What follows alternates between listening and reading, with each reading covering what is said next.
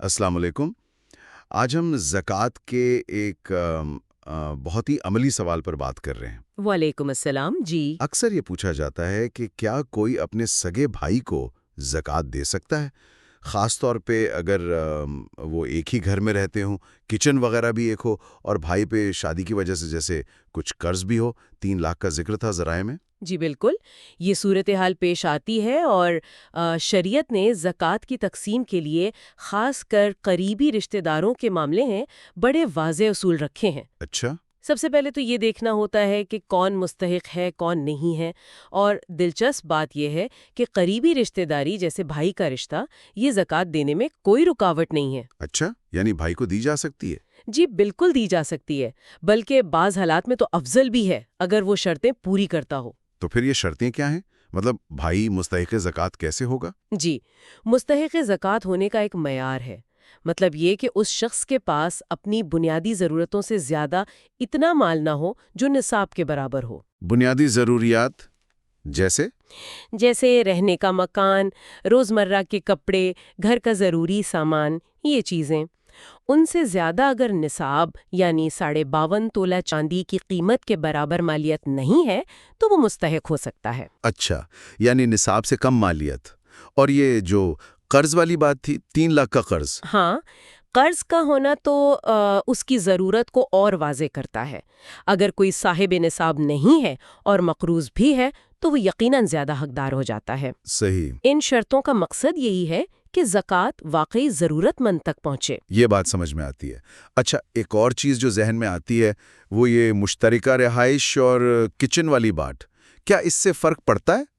نہیں، مشترکہ رہائش یا کچن سے فرق نہیں پڑتا۔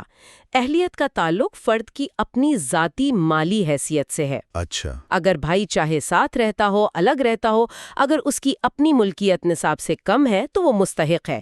اصل چیز اس کی ذاتی مالی حالت ہے۔ صحیح۔ ایک اور شرط کا بھی ذکر ملتا ہے کہ بھائی سید یا عباسی خاندان سے نہ ہو۔ اس کا کیا پس منظر ہے؟ جی، یہ ایک فقہی مسئلہ ہے۔ شریعت میں یہ ہے کہ سادات کرام اور بنو ہاشم، جن میں عباسی بھی آتے ہیں، ان کے لیے زکوٰۃ لینا جائز نہیں۔ اچھا، یہ کیوں ہے؟ اس کی حکمت یہ بتائی جاتی ہے کہ ان کی مالی ضروریات کے لیے دوسرے ذرائع رکھے گئے ہیں، اور زکوٰۃ عام غربا و مساکین کے لیے ہے۔ تو ہاں، یہ تصدیق بھی ضروری ہے۔ یعنی کافی ساری چیزیں دیکھنی پڑتی ہیں۔ جی ہاں، تاکہ زکوٰۃ صحیح جگہ پہنچے۔ ویسے اگر بھائی مستحق ہو تو اسے دینے میں کوئی اضافی فائدہ یا فضیلت بھی ہے؟ ہاں بالکل ہے۔ اگر قریبی رشتہ دار مستحق ہو تو اسے زکوٰۃ دینے میں دوہرا اجر ملتا ہے۔ ایک تو زکوٰۃ ادا کرنے کا اور دوسرا صلہ رحمی یعنی رشتہ نبھانے کا۔ بہت خوب، یہ تو بہت اہم بات ہے۔ جی، اسلام نے رشتہ داروں کے حقوق پر بہت زور دیا ہے۔ اچھا، تو فرض کریں بھائی مستحق بھی ہے، سید بھی نہیں، ساری شرطیں پوری ہیں۔ اب وہ جو رقم اسے ملے گی زکوٰۃ کی، کیا وہ اسے اپنی شادی پر یا کمرہ تیار کرنے پر خرچ کر سکتا ہے؟ جی ہاں، بالکل کر سکتا ہے۔ جب زکوٰۃ کی رقم مستحق کو دے دی گئی، وہ اس کا مالک بن گیا۔ اچھا، یعنی مکمل اختیار ہے۔ مکمل اختیار۔ وہ اس سے اپنا قرض اتارے، شادی کرے، کمرہ بنائے، یا جو بھی اس کی جائز ضرورت ہو وہ پوری کر سکتا ہے۔